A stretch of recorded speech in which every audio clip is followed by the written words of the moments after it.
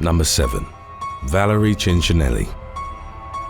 In May of 2019, a New York police officer was arrested after it emerged that she'd attempted to orchestrate her estranged husband's murder. The FBI had reportedly been tipped off about 34-year-old Valerie Chinchinelli's sinister plot by the woman's boyfriend, John DeRuba.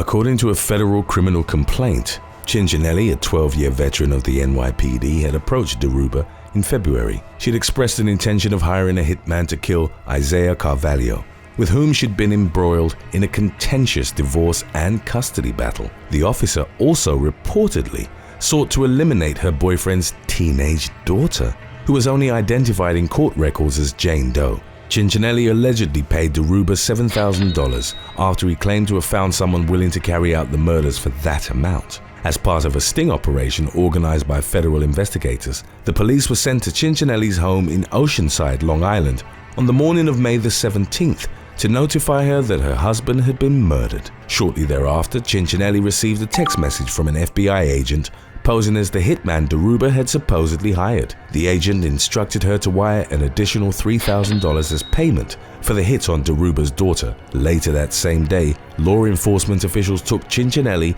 into custody, and she was charged with conspiracy to commit murder. She was subsequently held without bail in Central Islip in October of 2021. It was reported that the former NYPD officer had been sentenced to 4 years in federal prison as part of a plea deal with prosecutors. Number 6. Newman Raja.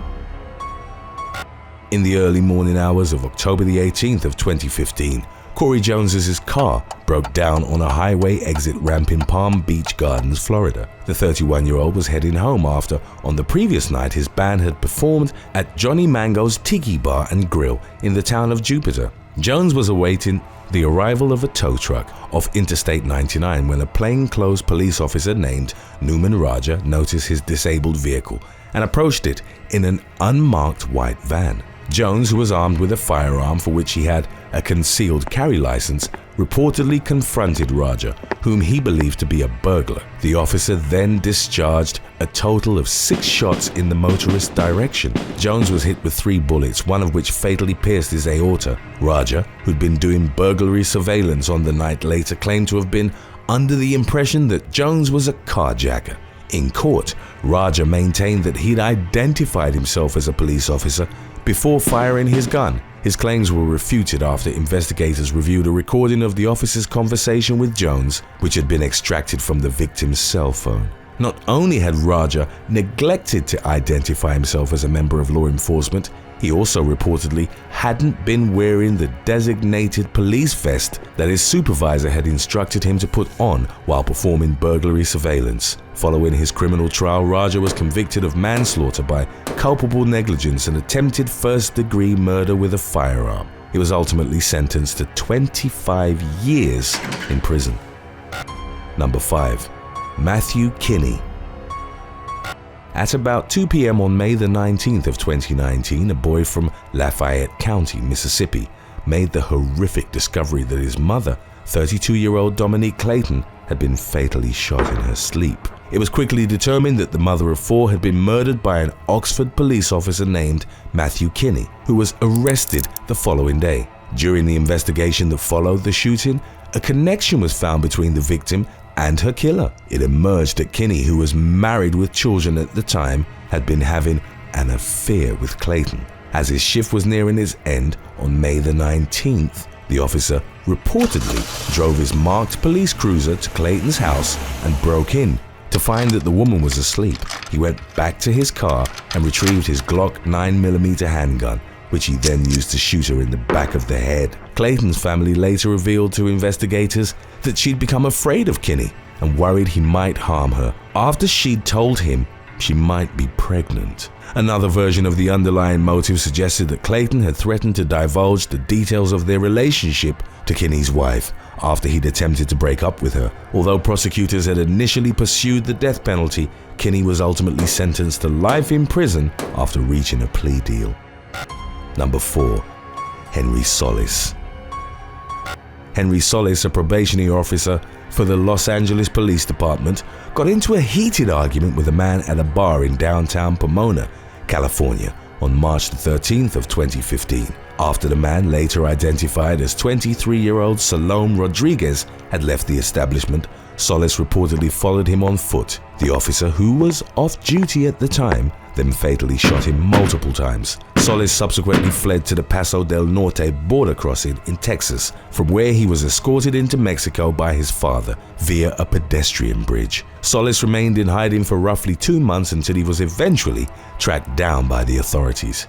He was arrested and charged with second-degree murder. During his consequent trial, Solis claimed to have been acting in self-defense when he'd shot Rodriguez, a contention that the jury assigned to his case ultimately rejected. In February of 2020, Solis was convicted of murder and later sentenced to 40 years to life in prison. His father was charged with making a false statement to law enforcement after it was discovered that he'd lied about helping his son flee the country. He was sentenced to 3 years of probation and ordered to pay a $1,000 fine. Number 3. Rosemary Lavu. South African Police Constable Rosemary Lavu was taken into custody in 2018 following the revelation that she'd attempted to orchestrate the murder of her sister. Prior to her arrest, Lavu had reportedly been a well-respected member of the South African Police Service, having risen to the rank of sergeant. While posted at the Tembisa precinct station, the officer's murderous scheme was exposed by an undercover officer whom Lavu had unwittingly hired as a hitman. She was caught on tape enlisting the latter and another man to burn her sister, Joyce, and her 5 children to death inside their house. Lavu had allegedly hoped the fire would be viewed as an accident, allowing her to collect the large amount of insurance money that would subsequently be paid out. It soon emerged that the sergeant had previously hired hitmen to carry out the killings of her live-in partner and 5 of her own relatives, all of whom had been murdered at various points between 2012 and 2018. Lavu was reportedly living lavishly off the insurance payouts from policies she'd taken out on the victims. According to the South African media outlet News 24, the officer had pocketed nearly $1 million after cashing in on her family's life and funeral insurance. In November of 2021, Lavu was sentenced to 6 concurrent life sentences by the South Gauteng High Court in Johannesburg. Number 2. Wayne Couzens. Shortly after 9:30 p.m. on March 3rd of 2021, marketing executive Sarah Everard, aged 33, was arrested by a Metropolitan Police officer in Clapham, South London. The officer, identified as 48-year-old Wayne Couzens, had reportedly stopped the woman on the street as she was walking home from a friend's house. He then proceeded to handcuff her under the false pretense that she'd violated local COVID-19 guidelines. Couzens then forced her into a white car that he'd rented only a few hours earlier. The officer's cell phone was later pinged in the village of Sibbertswold. The authorities would determine it to be the area where the officer had assaulted and fatally strangled Everard in the early morning hours of March 4th. The victim's boyfriend contacted local law enforcement to report her missing later that day, and an investigation into her whereabouts was subsequently set into motion. Roughly a week later, Couzens was arrested on suspicion of kidnapping Everard. They'd been spotted together in CCTV footage corresponding to the night of her disappearance. The following day, the police found human remains in Hodes Wood, near Ashford, and a medical examiner was subsequently able to identify the body as Everard by her dental records. Couzens had allegedly burned the victim's body in a refrigerator before disposing of the remains in a pond near the woods where she was found. The officer pleaded guilty to Everard's murder, and on September the 29th, he was given a whole life sentence, which is the most severe punishment possible under British law. Number 1. Daniel Holtzclaw. After completing his shift, 27-year-old Daniel Holtzclaw, an officer for the Oklahoma City Police Department, drove his assigned police car back to his residence on the morning of June the 18th of 2014. Even though the officer was off duty at the time, he reportedly initiated a traffic stop while on his way home. The driver he'd pulled over was later named as Janine Ligons, aged 57. Holtzclaw chose not to report the traffic stop to police dispatch and didn't run a background check on the driver, as standard procedure dictated.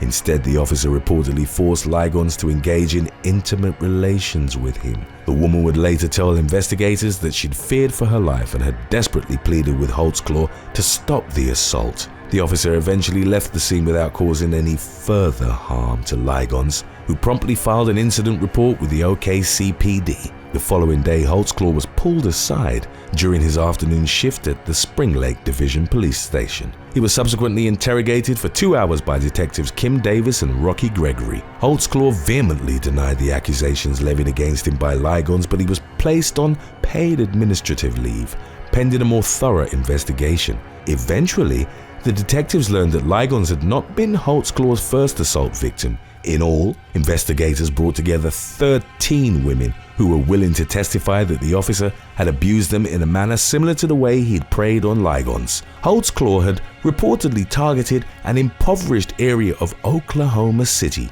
where he would initiate unreported traffic stops. He then allegedly ran record checks to find information that could be used to coerce prospective victims into having non-consensual relations with him. Following his criminal trial, Holtzclaw pleaded guilty to 18 of his 36 charges and was ultimately sentenced to 263 years in federal prison.